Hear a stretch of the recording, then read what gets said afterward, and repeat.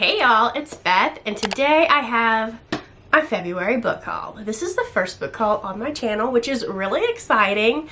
And I know what you're thinking, didn't you just unhaul a bunch of books? I did. I did in fact just unhaul a bunch of books, but those were books that I had either read and disliked or that I just didn't see myself reading. These are books that I think I'm gonna really like, so it makes sense to me.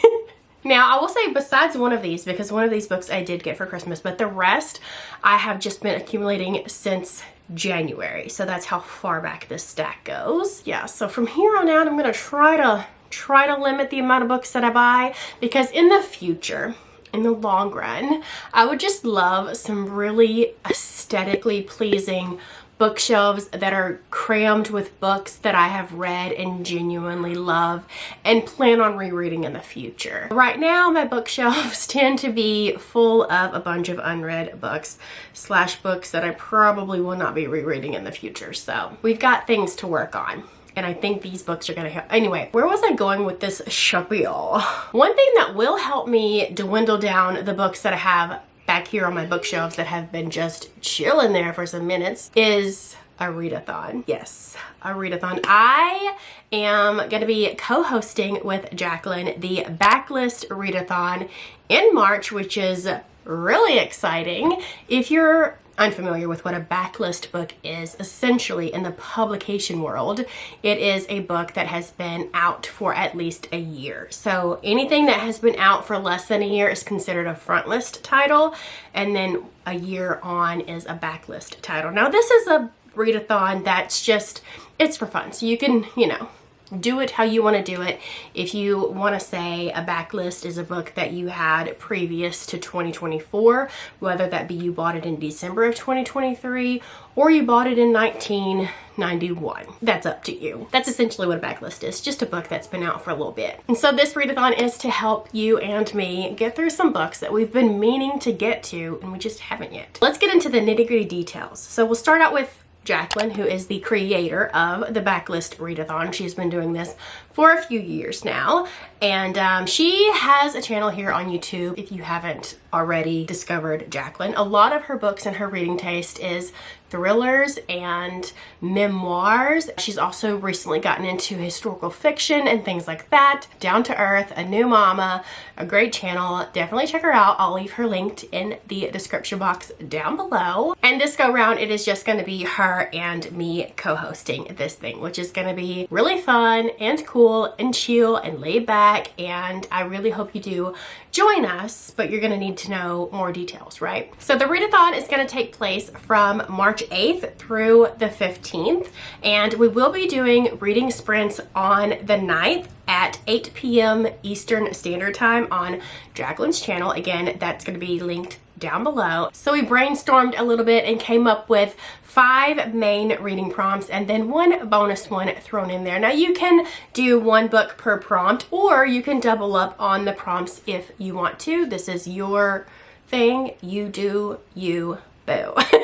So the reading prompts are a backlist book that has been hyped up on Book Talk or any other social media platform, a backlist book that has an even number of pages, a backlist that was a Goodreads winner or nominee of previous years, a backlist that is a 5-star prediction for you, and then a backlist that is the highest rated book on your TBR. Now, the bonus prompt is a backlist that you constantly check out from the library, but you low-key still haven't read yet, whether that be your actual physical in-person library, or it could be a book that you constantly get from Libby and then your time lapses and it returns, and then you get it again and then the time lapses and it returns, because that's the story of my life. Okay, you could like play with this prompt however you please, but that is our bonus prompt. If you follow Jacqueline or myself on Instagram, we will have the templates that you see here in our stories or on a highlight so that you can screenshot them and use them in your stories on Instagram along with the hashtag if you would like. And that essentially is the Backlist Readathon. Again, chill, laid back, getting things done though, because you're reading those books that you've been meaning to read, you know what I mean? So don't forget, check out Jacqueline and join us. You know, be there or be square. Let's go ahead and dive into this yummy stack of books that I have here. I'll go ahead and start with this one.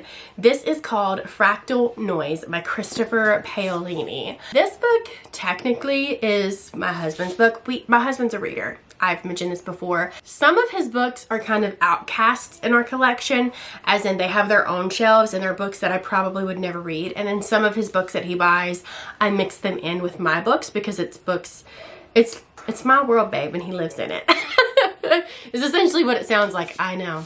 But this is the prequel to Sleep in a Sea of Stars, which my husband has read and loves. So we were at Half Price Books, actually, and he saw this there and he was like, I don't have that, so let me get that. And I believe this is a sci-fi sequel. I mean, obviously, because he's not on Earth and he's wearing an astronaut suit, but I don't really know anything other than that. I do plan on reading it one day, but I normally like, ideally, in an ideal world, I like for a series to either be completed, like that in a perfect world, right? Or majority of the series already be out. Because listen, one of my goals for 2024 is to read a lot of series that I haven't finished yet that are completed. My toxic bookish trait, like my number one toxic bookish trait, is that I'll never finish series. I don't. If I never finish them, then they're not finished. You know what I mean? So I started, for instance, the Harry Potter series when I was in school, not even high school, you know? That was many moons ago. And I only read books 1 through 3, and then I just never continued on. Where was I even going with this? I might start that series, this series. Whenever there's more books out. Right now I think there's just book 1 and the prequel. I could be wrong, but I'm pretty sure that's what that is. Anyway, enough with the tangents. I could literally talk for days. Okay, so the next book is another sequel and it's an arc. I read this, was it 2 years ago when it came out or 3 years? I digress. So I read Empire of the Vampire, which is like a high fantasy book series that is about vampires, and it's very much Interview with the Vampire style. This is the sequel, Empire of the Damned. It comes out next month. I already have it pre-ordered, but when I tell you I opened my door and I saw a package and it was this, I about shat myself. Not really, but like, you get it. Because hello, and then I don't even want to like read this or anything because I don't want to damage it because it's a prequel of Empire of the Damned. I really hope vampires are officially getting their comeback, you know? So 2 more books that I picked up when we were at Half Price Books are by the author Anna Huang, who is a romance author. Conveniently enough, they had 2 books by her, and both of them are book 1s in 2 of her series. So this is Twisted Love. You are the light to my dark sunshine. Without you, I'm lost. Yeah. Okay. And then this one is King of Wrath. She was my North Star, the brightest jewel in my sky. Oh, this is a billionaire romance. A billionaire CEO, Dante Russo. And the other day I was like, I really need to make a list of all my favorite romance books. Like that would be really fun to do. And I was like looking at them and it's like The Hating Game. It Happened One Summer. I need to update it. You know what I mean? The books that are on the list are some years old. And I'm like, people have probably already read all of these. I need newer ones to recommend. And I did recently read the Liz Tom Ford series, the Mile High, you know, that whole thing. Windy City series. There you go. Babe, when I tell you The Right Move is literally the perfect romance book, I need to get those in print because those are so good. So good. 10 out of 10 recommend. But other than like those, I haven't really read any 5-star, yes please, butterflies, kicking your feet, fuck I'm in love kind of romance books. So when I was at Half Price Books, I saw these and I was like, let me get them. Actually, I lied. I have read some other romances that I enjoy. It's a series and it is the Chestnut Spring series. I love a man in a cowboy hat as much as the next girly, okay? And then Yellowstone really got me into the cowboy mode. If you know, you know. And so then I picked up the Chestnut Spring series and book 1 was okay. Okay, book 2, Daddy Code. Other than that, I can't think of any other ones that I've read. I don't read romance enough, I think. but sometimes your soul just needs it, especially an emotional romance. I love when a book can make me cry. I do. If you can, oh look, speaking of crying, if you can make me cry, I'm sorry, I don't care if the relationship is a little toxic. I don't care if you forgot to put a period and some word was, I don't care.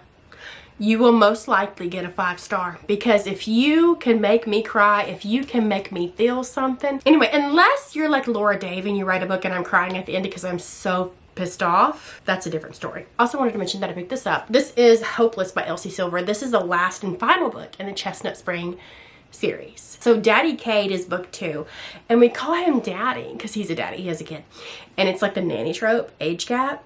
And he's like, and it's like Grumpy Sunshine, and he's the grump, but like, is he really? You know what I mean? Like, And then the third book I did not like, only because it was childhood friends to lovers, but you didn't get to see they're like falling in love because that was a long time ago. It wasn't on page, and the connection for me wasn't there. Okay, the sex, hot fire flame, but the other stuff, not there. And then book 4, I haven't read yet, but that's Accidental Pregnancy, I believe, which I love that trope. I don't care. Maybe it's because I have baby fever, but I love me some accidental pregnancy right there. Okay, and then this one is Hopeless. And this one I think is about marriage, fake marriage or something. But the bartender from the series, and this is Beau's story, babe. Okay. Okay.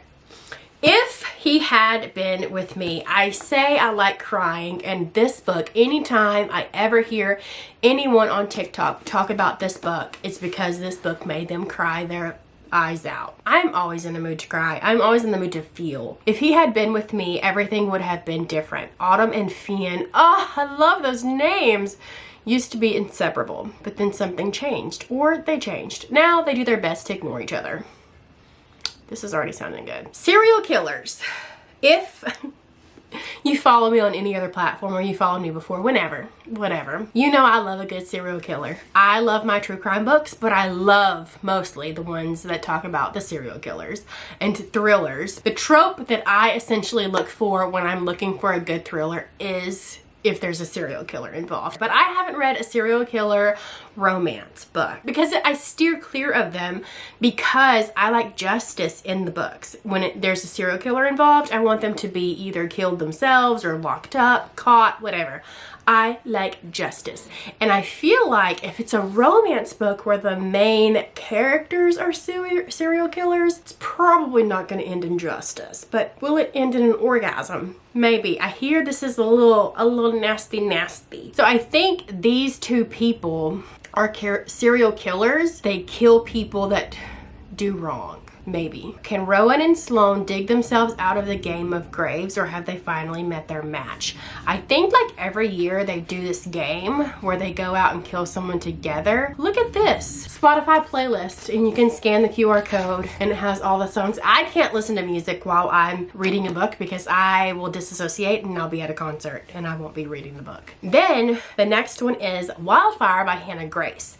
This is the sequel to Icebreaker, which I have not read yet. Story of my life. Here it's really good and really saucy and spicy and whatever. And it's a sports. It's like a hockey romance. This one is summer camp.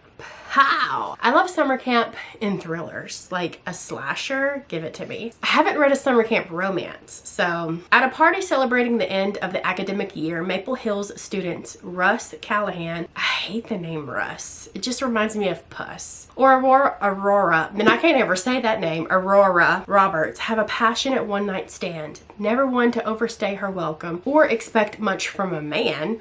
Aurora, this is gonna be so fun to read, slips away before Russ even has a chance to ask for her full name. Days later, they run into each other in their new jobs as summer camp counselors, hoping to escape their complicated home lives. That already sounds good. Have I started the Crescent City series? Nay, I have not.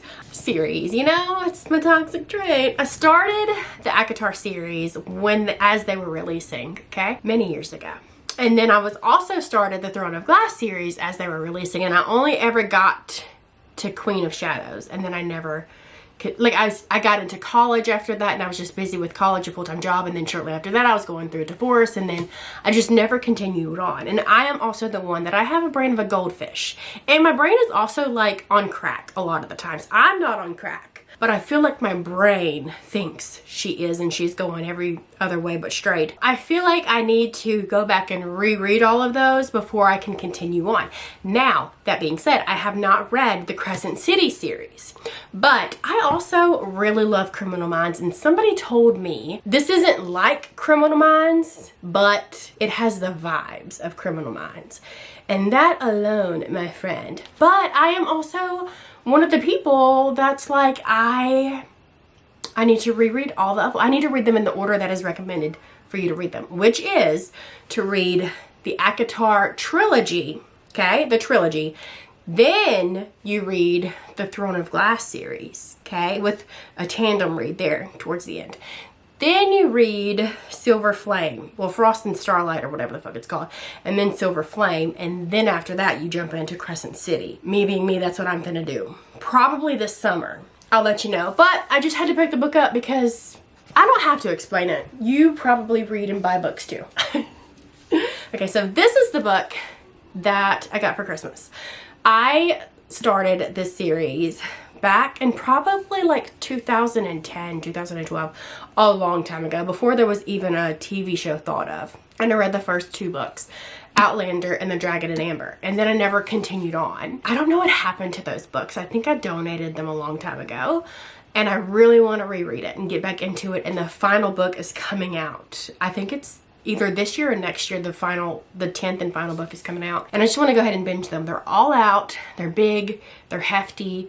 I feel like I'm entering into my fantasy era, fantasy / dark academia. I have been adding so many of those books to my TBR because they just sound so darn good.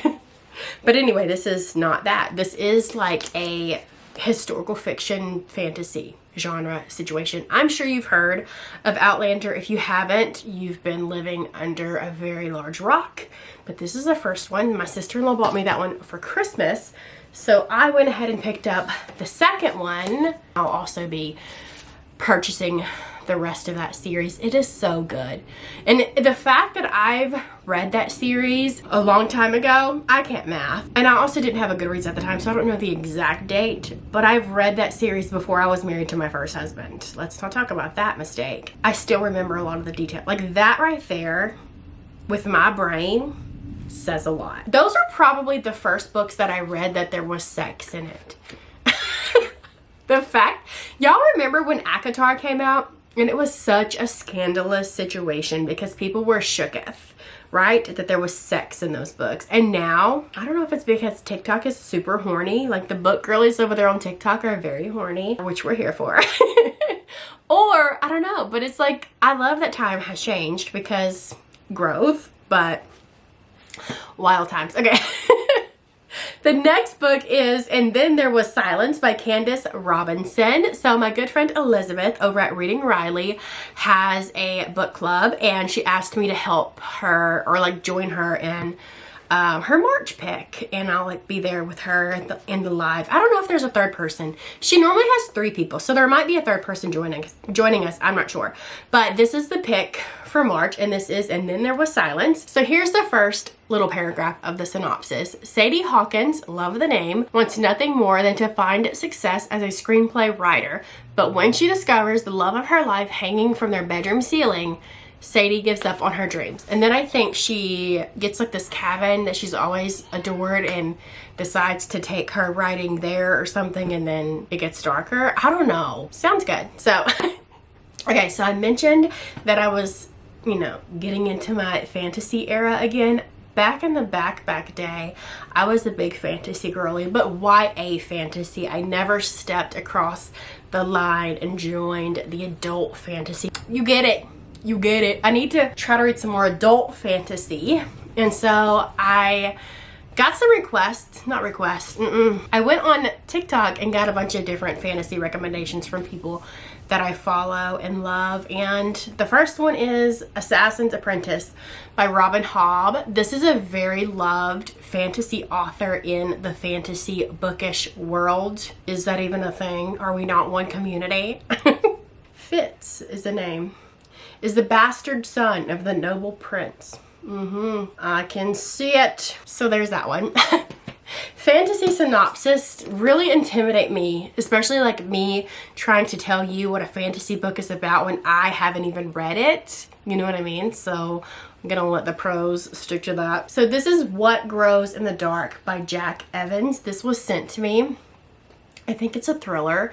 In this chilling, no it's not. In this chilling contemporary horror novel, a phony spiritualist returns to her hometown to assist in an investigation that eerily mirrors her sister's death, forcing her to comfort the secrets that she's been running from. Anyway, so there's that. The cover looks really cool. So I don't have any thrillers. I thought that was the thriller, but it's a horror. Now this is not a fantasy. This is, what do they call this? Omegaverse. This is Ali Hazelwood's first book in the Omegaverse, and that is Bride. I've read a few of Ali Hazelwood's romance books. I really enjoyed The Love Hypothesis. I didn't really enjoy Love on the Brain that much because I felt like it was too close to The Love Hypothesis, but I'm willing to give her a chance because I really love The Love Hypothesis, so I'm picking this one up. Plus, listen, I was on TikTok, as I am, every second of the day, I feel like, and another bookish girly that I follow was talking about this book. She was reading the Arc or something a little while back, and she was talking about this book and how the male main character is a werewolf, okay? And I believe the girly is a vampire. And the male, they were trying to get it on, and she said he had his dong just chilling on her stomach. And she was like, do you have a condom? And he said, no, I don't need a condom. And she was like, but you do. And he was like, no, I don't, because we can't have sex because I have a dog dick. We're not compatible. I about screamed. So I was just like, the romance industry is getting a little out of control there. But I'm going to buy the book anyway and read it and give it a go.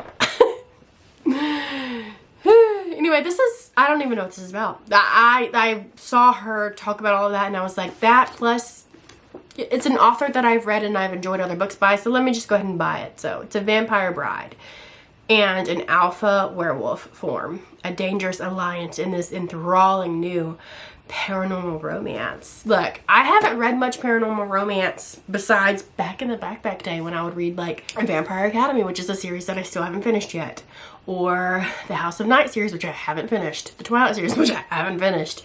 It's my toxic trait. Y'all remember I said that? Okay, so imagine writing your book. I want to say you're like 19 years old, right? You're in college or whatever, and you're writing this book, and it's a fantasy book. Before you even turn 21, Simon & Schuster picks that book up and publishes it because it is that good. You guys, Powerless by Lauren Roberts. I have been seeing this book all over my TikTok. So many people are eating this book up. They're loving it, leaving all 5. Like, it's one of those books. This is a fantasy book. Only the extraordinary belong in the kingdom of Ilia, the exceptional, the elites. I'm reading it, and I think there's a sequel coming out soon. Maybe not soon. This is not fantasy.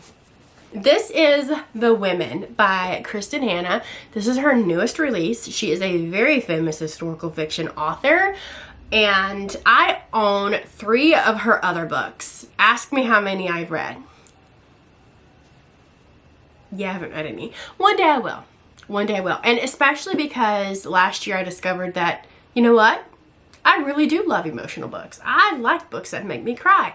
Why haven't I picked? Because like I hear that her books, they make you cry. So, and I think this one has to do with some war. And I'm not really super big into war, but we'll give it a go. So remember when I said, I am really parched. I need a drink. This is lime Diet Coke. By the way, why doesn't actual Coca-Cola make lime Diet Coke anymore? I don't know. But this is essentially Diet Coke with some lime.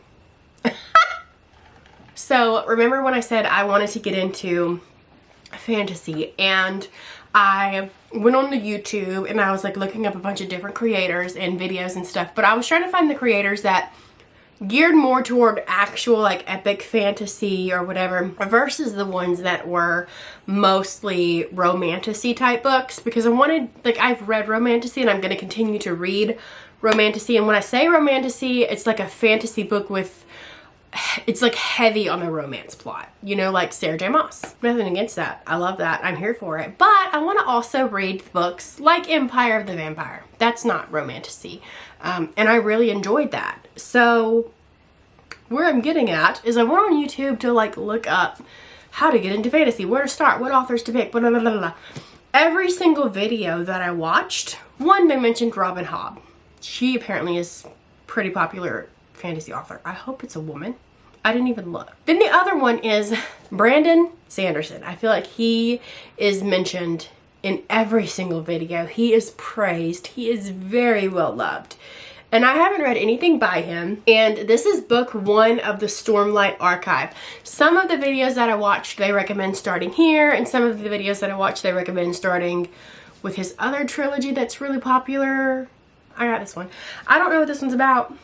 I don't, But the thing is I am very, very nervous to talk about these kind of books without reading it, because you could really fuck up a fantasy summary. You know what I'm saying? You could really, if you don't know the world, you could really not explain it well. So I'm not going to explain it to you. I feel like if you're into fantasy, you probably have heard of this author or this book or this series. But come back one day, I'll read it and I'll let you know. Oh, a book that's not fantasy. Look how beautiful this is, first off. Stunning! This is Pride and Prejudice by Jane Austen. This is the Franklin Library, I think is what it's called, the editions. Beautiful. Beautiful. When it comes to like my bookshelves, right now they're just like a hodgepodge, all mixed up, whatever. There's tons of books, so there's not really that many decor pieces. But ideally, in, you know, the long run, I would love a dark academia feel with like dark bookshelves and have skulls and, you know, little leather bound classics and just like a statue of a naked woman. Like, I don't even know. I just want like the aesthetic. And I haven't read this book. I do want to. Just classics are very intimidating for me. I don't know why, but they are. So I haven't read this yet, but I will one day. But I saw it there and it was pretty cheap at Half Price Books. Did I mention that? And she's just gorgina. So I picked her up. We're almost done, people. We've got 3 more books to talk about. I'll go ahead and talk about this one because it's a sequel. It's a sequel to a book that I haven't read yet. So this is a duology. The first one's Divine Rivals, and then I picked up Ruthless Vows. Listen, Amazon is having a big sale. Like, as of right now, while I'm filming this, it's been going on for a week. Buy one, get one half off on their books. So quite a few of these came from that sale, including this one. And I was like, and it was on sale for 11 bucks for a hardback. So couldn't pass that one up. So I got that. Okay, the last 2 books are by the author Olivia Blake. And this one is called Masters of Death. There is a game that the immortals play. There's only one rule. Don't lose. Oh, hello. Hello. Hello. Yes, queen. Look at this. That's gorgeous. Do I know what this is about? No. But I'm here for it. I don't know what it's about, but we're gonna just we're gonna roll with it. We're gonna roll with it, okay? And then this one is another one that I hear a lot about lately, and this is Alone with You in the Ether. Same author, Olivia Blake, which Olivia Blake is the author of Atlas 6. That one's probably more familiar to most of you. Atlas 6. I haven't read that one yet, but it sounds really cool. So, True Love is Just a Matter of Time. Alone with You in the Ether is a contemporary love story like no other, exploring the nature of love, what it means to be unwell, and how to face the fractures of ourselves and still love as if we were not broken. Oh, that just sounds so good. And this is like, I want to say one of her like higher rated ones. This is the type of author that's not for everybody. You know what I mean? At least that's what I've heard. That's what I'm going with. So that, my friends, is my book haul for February. I do hope that you enjoyed, and I'm sorry if it was scatterbrained, but that's just kind of who I am today. You know, we're high on anxiety while we're chugging Diet Coke. It's fine. Don't forget to check the description box down below for all the details for the Backlist Readathon. Check out Jacqueline's channel if you haven't already. And yeah, that is it for this video. I hope you guys enjoyed, and I will see you in my next one. Bye!